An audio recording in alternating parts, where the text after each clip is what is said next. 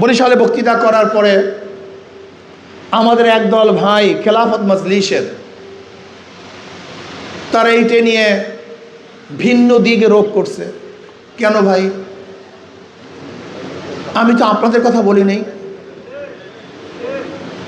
আমি মুস্তাকুর নবী সাহেব দামাত বরকাতুল আলিয়ার ওখানে একটা বয়ান করেছিলাম মিথ্যার উপরে। আমি সেখানে ঢোকার সময় এক আলেম সাহেব মিথ্যার উপরে বয়ান করতেছিল। আমি তার অংশ বিশেষ বললাম যে একজন মুসলমান মিথ্যা বলতে পারে না, মিথ্যা বলা ঠিক না, এটা কবিরা গুনাহ। সেই আলোকে এবং নেতাদের চরিত্র সম্পর্কে আলোচনা করতেছিলাম। আমি কারোর কথা বলি নাই। সেখানেও দেখেছি আমার কিছু ভাইয়েরা আমাকে যা ইচ্ছা তাই বলেছে, বলুক, কিন্তু আমি প্রশ্ন করতে চাই, আপনারা বলেন কেন? আপনারা গালি দেন কেন? এটা কি আপনার চরিত্র হওয়া উচিত? এটা আখলাক হওয়া উচিত?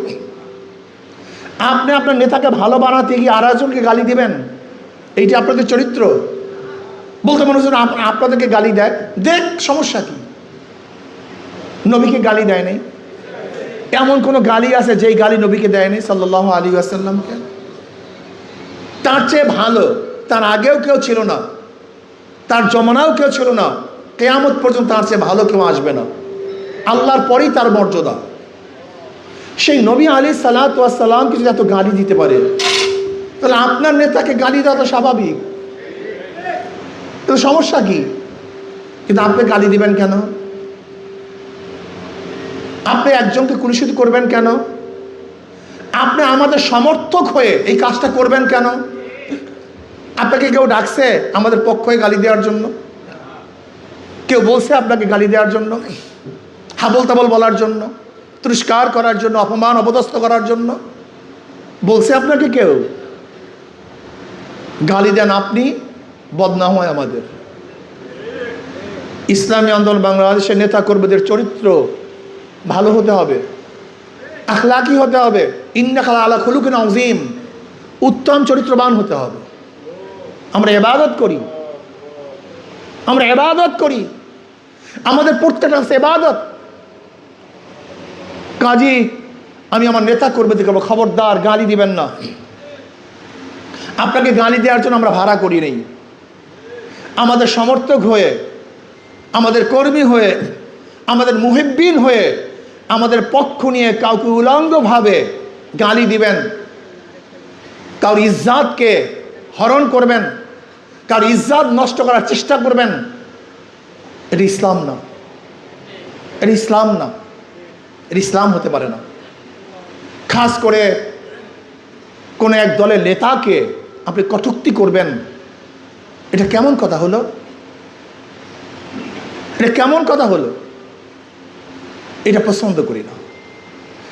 তারা যত পারে গালি দেখ, আরো বেশি দেখ, সমস্যা নেই।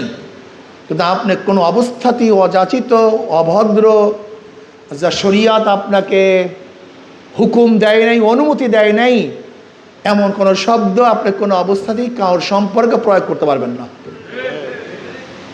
ইসলামী আন্দোলন বাংলাদেশ ক্ষমতার মাধ্যমে, টাকার মাধ্যমে বিজয় অর্জন করবে বিশ্বাস রাখে না। ইসলামী আন্দোলন বাংলাদেশ বিশ্বাস করে আমরা ক্ষমতা যাবো আল্লাহ পাকের রহমতের ভিত্তিতে। আর আল্লাহ পাকের রহমত আসবে না যতক্ষণ পর্যন্ত তাকওয়া ভিত্তিক না চলবেন। যতক্ষণ পর্যন্ত তাকওয়া ভিত্তিক না চলবেন, আপনাদের আল্লাহর রহমত আসবে না। আত্তাকুল্লাহ, আল্লাহকে ভয় করো। ওরা আমাদের পর যত পারে গালি দেখ, যত পারো মিথ্যা প্রচার করুক, যত আমাদেরকে দালাল বলুক, বলতে থাকুক।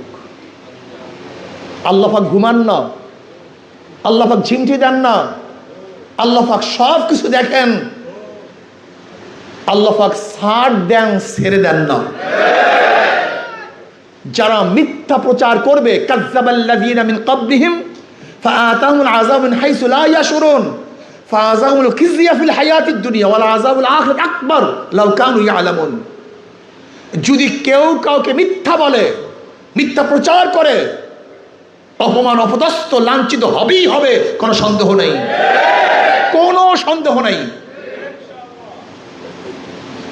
তাদেরকে আল্লাহ অপমান করবেন, অপদস্থ করবেন, লাঞ্ছিত করবেন, বিচ্ছিত করবেন।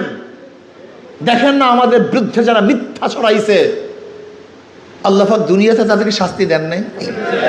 একটু অপেক্ষা করেন না কেন? ঘটনা কি? পাগল হয়ে গেছেন কেন? যদি আপনি আপনার তরফ থেকে গালি দেওয়া শুরু করেন, আল্লাহর কাজটা কি? আল্লাহর উপরে ছেড়ে দেন, ছেড়ে দেন আল্লাহর উপরে। আল্লাহ উত্তম ফয়সালার মালিক। খবরদার কোন আলেমের বিরুদ্ধে কটূক্তি করবেন না, একজন আলেমকে বিচ্ছিত করবেন না। আমি অনুরোধ করব।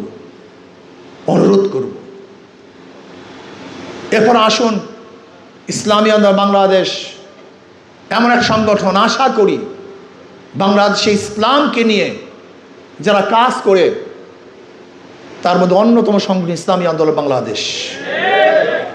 আমরা কি চাই? আল্লাহর জমিন আল্লাহর হুকুমত চাই। একাল কোনো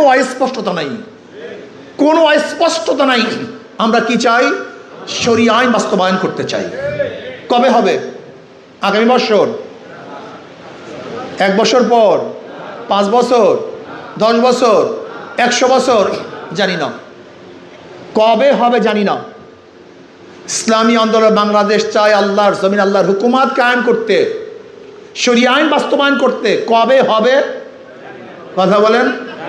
যদি আপনি খোদা হয়ে থাকেন বলেন, যদি আপনি খোদা হয়ে থাকেন বলুন। আমরা তো খোদা না, আমাদের কাজটা কি? আজকে আমরা আসরের নামাজ পড়ছি না? আচ্ছা, আসরের নামাজ কবুল হয়েছে কে কে বলতে পারেন? পড়লেন কেন? এটা আমার দায়িত্ব না। আমার দায়িত্ব হলো আল্লাহ পাক যেইভাবে আসরের নামাজ আদায় করার জন্য হুকুম করেছেন সেইভাবে আদায় করা আমার দায়িত্ব। এটা কবুল হবে কি হবে না এটা আমার দায়িত্ব না। ঠিক ইসলাম হুকুমত কায়েম করার জন্য শরিয়া অনুযায়ী কাজ করা আমার দায়িত্ব। ইসলাম হুকুমত হবে কি হবে না এই দায়িত্ব আমার না। প্রিয় কর্মী ভাইরা আমার, ওরা বাতিল, আমরা হক। আপনাদের প্রত্যেকের মধ্যে ধারণা আছে আমি হক। যদি বাতিল এত কাজ করতে পারে তাহলে আপনি হক হয়ে কাজ করবেন না কেন?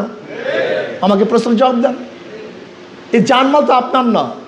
আল্লাহ পাক কি বলেন? ইন্নাল্লাহা আশতারা মিনাল মুমিনিনা আনফুসাহুম ওয়া আমওয়ালাহুম বিআন্না লাহুমুল জান্নাহ ইউকাতিলুনা ফি সাবিলিল্লাহি ফায়াকতুলুনা ওয়া ইউকতালুন। ইন্নাল্লাহা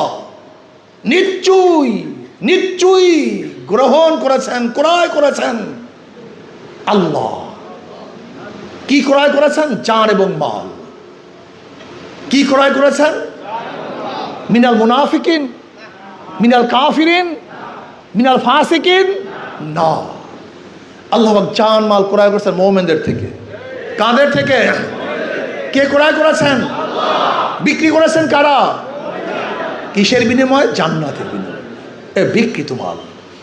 আমাদের মাল জান আল্লাহর কাছে বিকৃত। কাজে এই জান মাল আল্লাহ পাক যখন যেইভাবে আপনার কাছে চাবে আপনি দিতে বাধ্য হবেন। জান মাল আপনার না। ইন্নাল্লাহা আশতারা মিনাল মুমিনিনা আনফুসাহুম ওয়া আমওয়ালাহুম বিআন্না লাহুমুল জান্নাহ। এটা বিকৃত। আর আপনারা ভালো মতো জানেন, কোনো জিনিস বিক্রি হয়ে যায়, যে বিক্রি করে তার অধিকার থাকে না, যে ক্রয় করে তারই অধিকার হয়। যেহেতু জানমাল বিক্রি করে দিয়েছে আল্লাহর কাছে, এই জানমালের অধিকার এবং মালিকানা আমাদের নাই। এই জানমালের মালিককে আল্লাহ। কাজে যখন চাইবে দেবেন তো, অকাতরে দেবেন তো। আমাদের কাছ থেকে ফায়াকতুলুন ওয়া ইউকতালুন। ওরা মারে এবং মরে। আগে মারে তারপরে মরে না? আগে মরে, আগে। তার মানে মারতে গেলে শক্তি লাগে, শক্তি ছাড়া মারা যায় না। এর জন্য প্রয়োজন শক্তি অর্জন করা। আমাদের শক্তি অর্জন করতে হবে। সবচেয়ে বড় শক্তি হলো জনগণ। জনগণের সে গোটা দুনিয়াতে কোনো শক্তি নাই। ব্রিটিশদের কাছে অস্ত্র ছিল, জনগণ ছিল না, থাকতে পারে নাই। পাকিস্তানিদের কাছে অস্ত্র ছিল, জনগণ ছিল না, থাকতে পারে নাই। এরশাদ সাহেবের কাছে অস্ত্র ছিল, জনগণ ছিল না, থাকতে পারে নাই। শেখ হাসিনার কাছে অস্ত্র ছিল, ক্যান্টনমেন্ট ছিল, জনগণ ছিল না, থাকতে পারে নাই। সবচেয়ে বড় শক্তি কি? এজন্য জনগণের কাছে কাছে যেতে হবে, তাদের দাঁড়ে দাঁড়ে যেতে হবে, বুঝাতে হবে।